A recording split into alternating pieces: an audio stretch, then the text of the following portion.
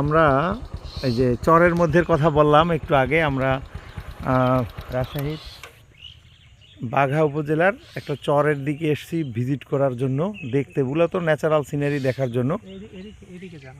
এই যে অসংখ্য খেজুরের খেজুরের গাছ, যারা মানে খেজুর হচ্ছে মানে রস হচ্ছে এখানে।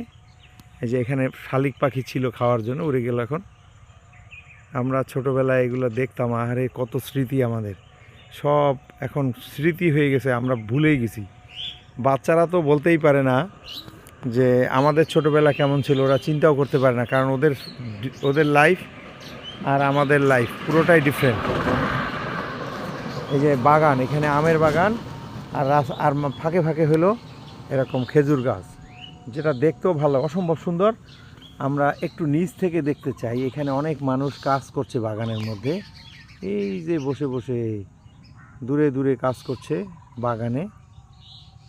যে গ্রামের মধ্যে মেঠো পথ, কি চমৎকার, মনে হয় দূরে হারিয়ে যাই। এই যে এইদিকে একটা কি সুন্দর পথ, চরের মাঝখানে,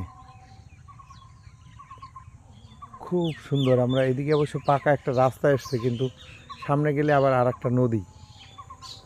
তো আজ এই পর্যন্তই, এখন আবার পরে কথা হবে। Thank you.